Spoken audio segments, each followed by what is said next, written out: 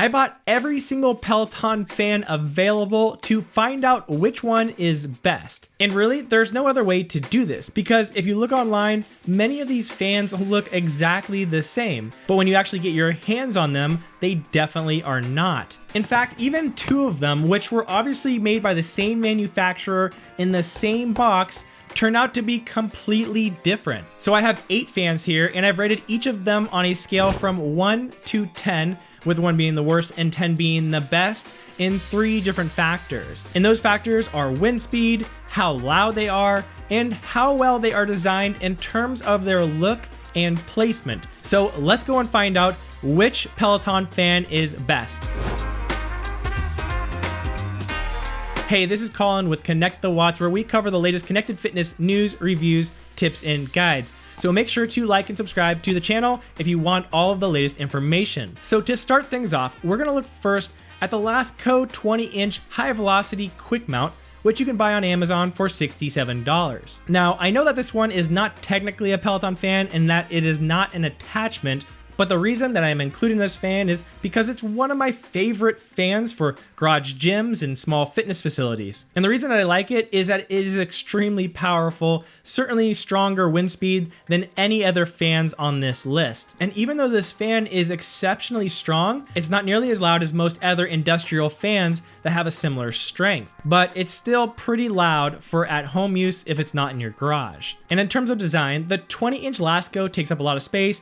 It requires its own power connection and doesn't necessarily look that great just sitting there on the floor. So it's a great fan under some circumstances, but probably not the best for most Peloton owners.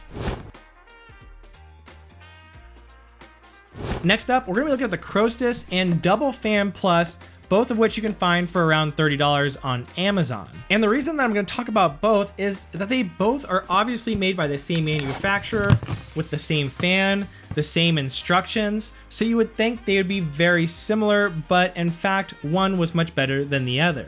While both have 3 speeds, the Double Plus fan is almost twice as powerful as the Crostus in every setting. And on the other side, Double Plus is also quite a bit louder. In terms of design and placement, you have a few options here to attach these tentacle-like arms to the handlebars. None of the options are great, as it'll impede either your hand placement or it affects the way you see your screen. And both of these fans do run off a battery, so you will need to charge them every few hours. And the Double Plus uses the battery a little quicker since it runs a little faster. So just be aware, you're gonna have to charge this thing pretty often.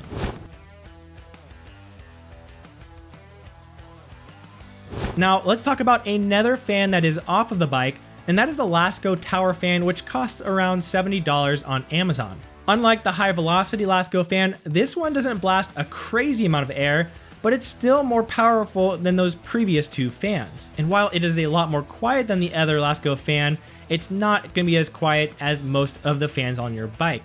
But on top of that, it does look a lot nicer in the room, with its vertical design taking up much less space. The problem here though is the tower. It can't really be angled up towards you, and since it's only 3.5 feet high, unless you have it stacked up on a chair or a bunch of books, it's not going to really reach you in your face where you want it the most.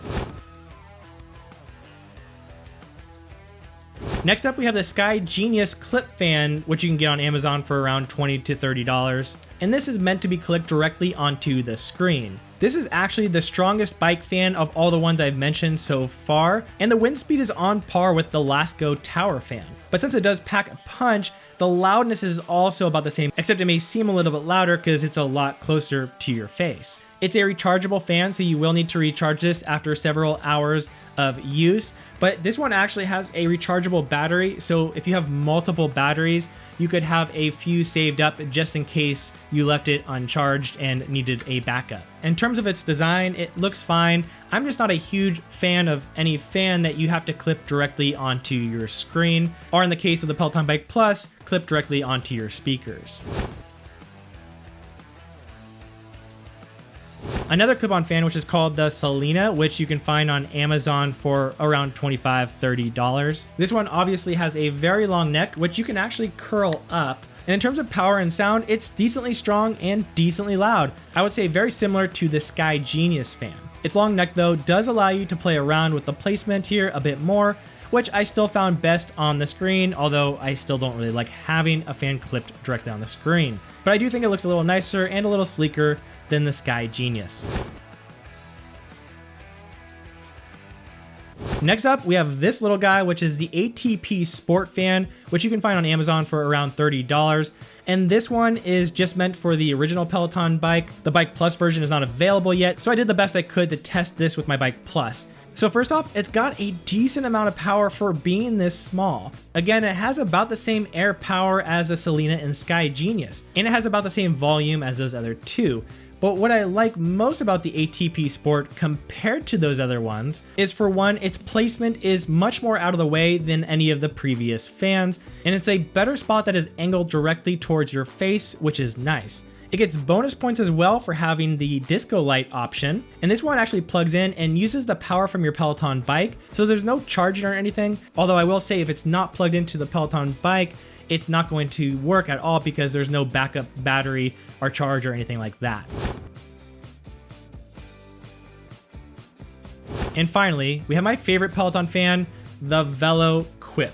And this one costs around $70, $75 on their website, but it includes not one, but two fans. And in terms of power, each of these fans is on par with the other top ones in this category. But again, there are two of them, so double the coverage, which you're gonna feel a bit more.